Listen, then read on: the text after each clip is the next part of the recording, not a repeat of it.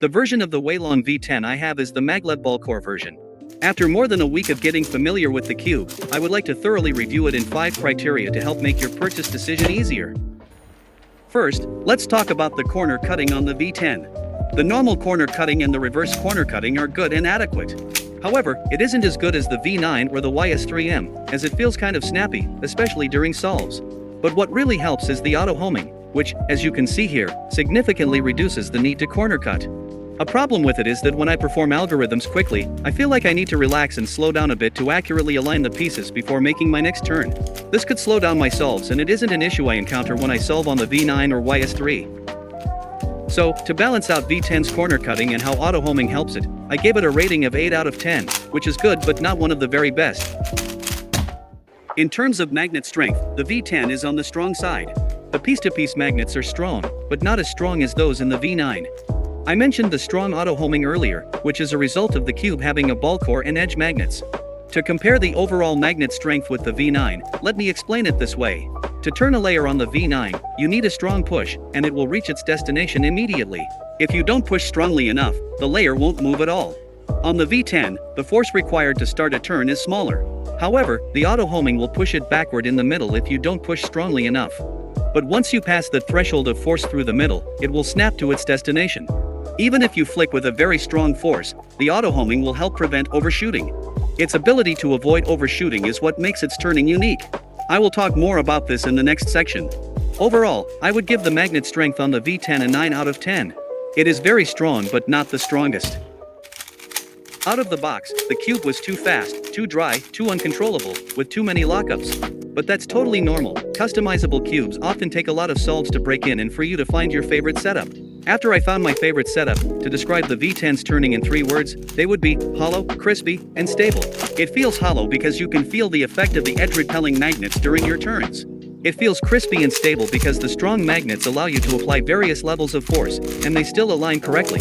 One thing I don't like about its turning is that even after adding lube, it still has a sandy feeling. This creates some friction in the middle of a turn. I also get lockups from reverse corner cutting sometimes when my hands hold the cube too tightly. The hollowness I described also has its downside, which slows down the cube a bit. So I can't really perform at my top TPS as I would on the V9. It took me days to find my favorite tension setting, and that's due to the new dual adjustment system being both good and bad at the same time. Overall, I think the V10's turning is very satisfying, but some of its unique features also slow down my hands a bit. I think it deserves a 9 out of 10. Before receiving the V10, I was really excited about the new dual adjustment system. After trying out the new system, it is indeed very easy to adjust.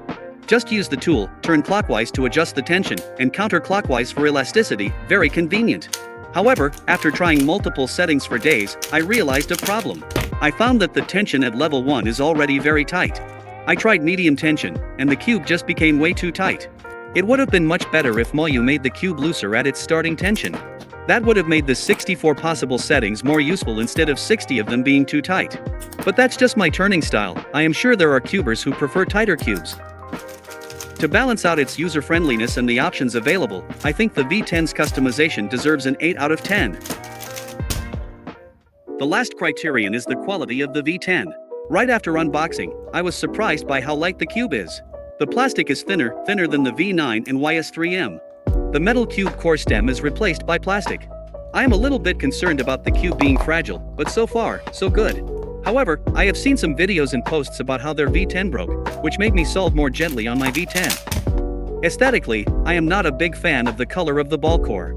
I prefer the colored ball cores that are easily recognizable. The V10's UV coating also seems thinner than the V9's for some reason, which makes it look less premium.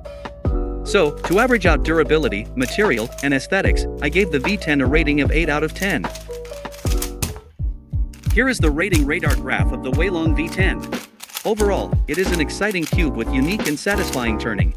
Its powerful auto alignment ability and stability mean that it has the potential to be many cubers' main cube. If you are looking to upgrade to a flagship cube, the V10 is a great option with top-notch performance and a reasonable price.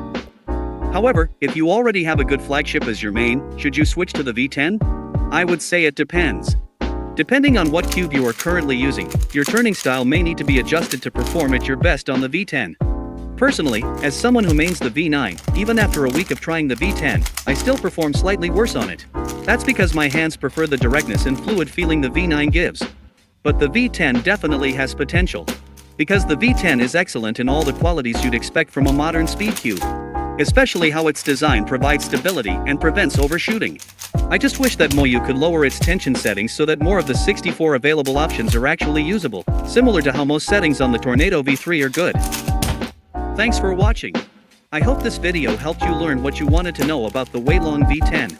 My next video will compare the V9 and V10. If you don't have them, I would like to help you decide which cube suits you better.